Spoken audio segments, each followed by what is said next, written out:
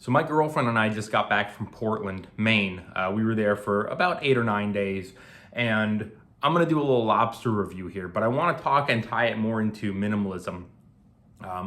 Because as a minimalist, one of the complaints that I often see as someone who has a somewhat medium-sized following on social media is that minimalism deprives you of really enjoying life. That life is short, and so therefore you should spend every last dollar that you have. Don't worry about retirement. You know, people, you can die at any moment. Life is short. Tomorrow's not promised. Blah blah blah. Of course, I couldn't disagree more with any of those statements, especially that tomorrow's not promised. As someone who makes mostly financial content on TikTok and Instagram and YouTube, I get a lot of DMs from people who are hitting late 50s going, hey, is it too late to start investing? Is it too late to start investing? And I bet you that some of them were the tomorrow's not promised crowd 20, 30 years ago, who were thinking, oh, I'm not gonna save, I'm not gonna invest, I'm gonna blow everything and live my life. And now, 30 years later, 20 years later, here they are going, uh-oh, I have nothing. So, as a minimalist, I cannot stress this enough. Minimalism to me doesn't mean depriving yourself. It means cutting out all the excess crap that you don't need. I mean, how often are we comparing ourselves to other people, trying to keep up with the Joneses, looking at your next door neighbor, your best friend, someone in your family going, he has this thing, she has this thing, they have that thing, and I want that thing. And we get driven by possession and having more stuff and more stuff and more stuff and less money and less time to actually enjoy life. So for me as a minimalist, I strip out all the stuff that I don't really want. I tune out all the advertising. I don't keep up with the Joneses. I live my life. I buy what I want. I have what I want. And for me, that's travel and food, my two great loves. I love to eat and I love to travel. And people always say, well, where do you want to go? And the places I always want to travel are the places where I like their food. I'm going somewhere to eat. I'm not, yeah, I'll look at the sights and all that shit too, but I'm really going to eat the food.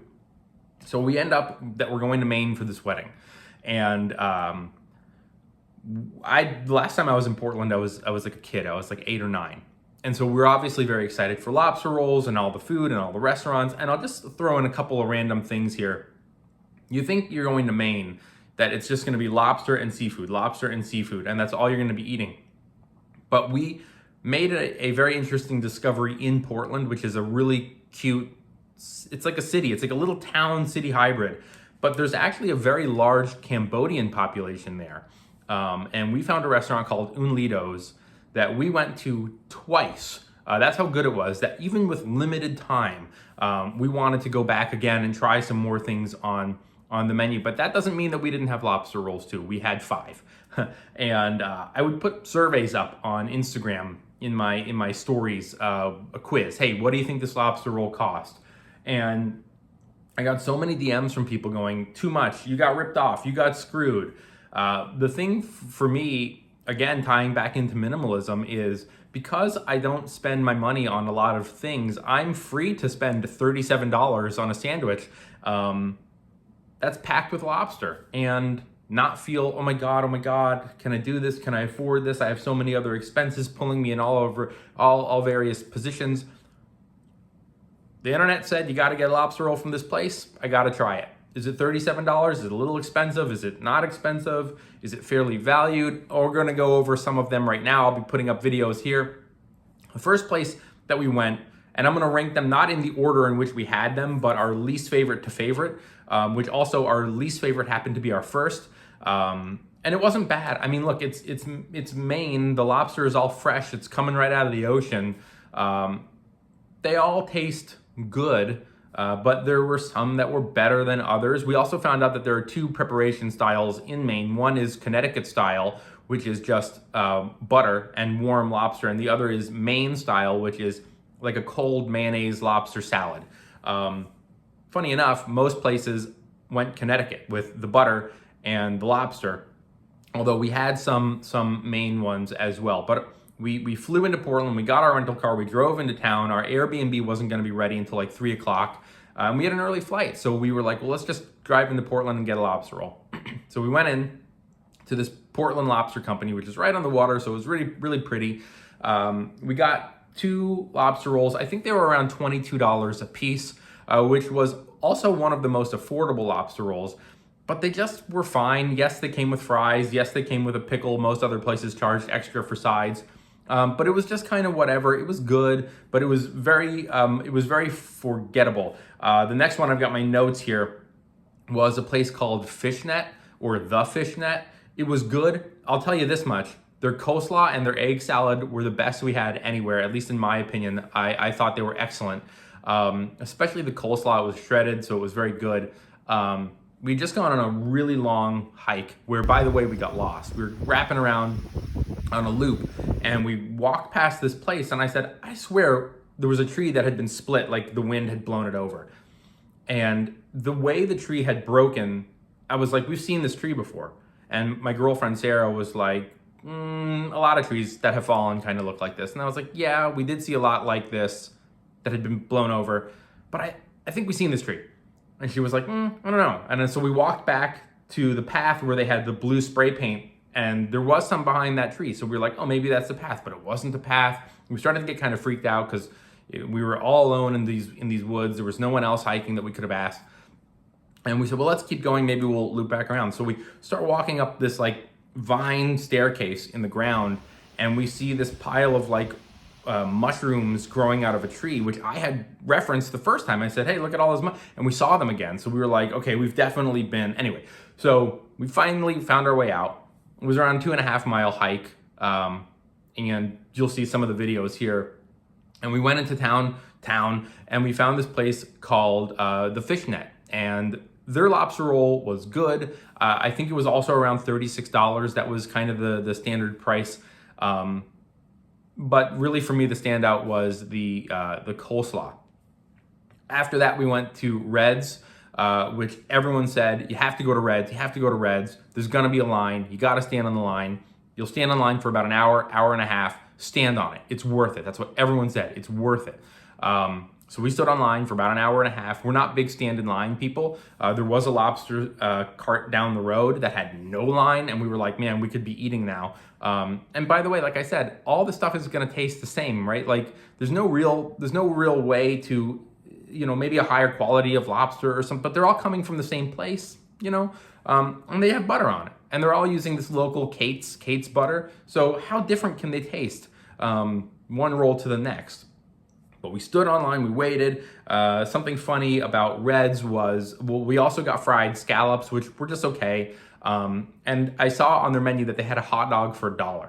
And I thought maybe this is like an old menu that they just had up for novelty's sake. So I was like, is your hot dog really $1? And she said, yeah, my dad, who was the guy Red, always wanted to keep something on the menu for kids that was affordable for families, so the kids could have something affordable to eat. And I was like, well, I'm not a kid, but I'm gonna get a hot dog for $1. Can't turn it down. Hot dog was pretty good. The lobster roll, it was our third favorite or something like that. I don't know, I'm losing track of all the numbers.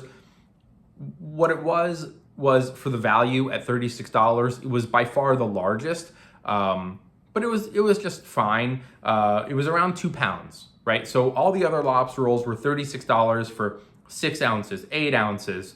This one, you couldn't even pick up the roll. You had to eat a lot of the lobster by hand. Then you would get to the bun. And because it was so loaded down with lobster, the bun actually was a little bit soggy by the time it was time to eat it. But it was still very fresh and very, very good. Our second favorite was on our very last day in Maine.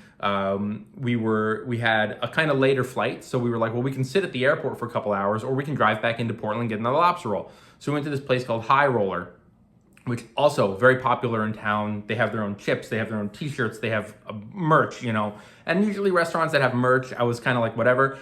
But this lobster roll was excellent.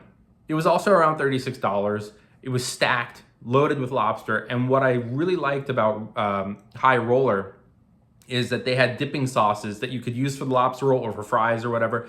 And the mango habanero dipping sauce, I was like, I would buy this by the gallon if they sold it. It was that good. So that was our second favorite. Our favorite lobster roll in all of Maine was at a food cart called Bite Into Maine at the Portland Lighthouse. We drove over to take some photos of the lighthouse, which you could see is very pretty. And we went to this cart that had a pretty big line. It was our second or third day in Maine, and coming from the Portland Lobster Company, where the roll was $22, to go to $36 for a lobster roll, we were like, this is crazy. And even Instagram was like $36 for a sandwich, or 37 maybe. You're getting ripped off, that's crazy. But it was the best one that we had. And this all ties back into minimalism to me, because number one, I mean, we got 5 lobster rolls. We probably spent a couple $100 because we weren't just getting the one. I was getting one, Sarah was getting one, we were getting sides and drinks.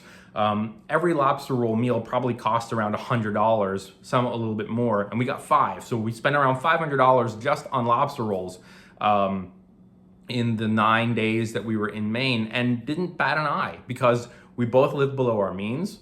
We're both minimalists. We don't excessively shop for other things. We keep our costs down in all other ways, which frees us up to be able to do this. Whereas other people might be in Maine for a few days and they only have enough money for one lobster roll because they live so extravagantly in all ways of life.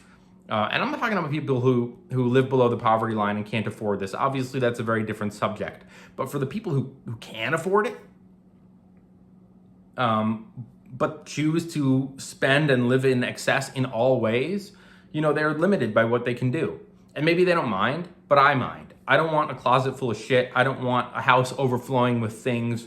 I would rather take my money and put it to something that brings me joy, like lobster rolls. So that's our lobster roll review. I hope you thought this video was at least somewhat entertaining. I know it's a departure from my normal how to invest, how to trade stocks, blah, blah, blah kind of stuff. But we had all this footage. I wanted to do something with it. So that is our 5 lobster review.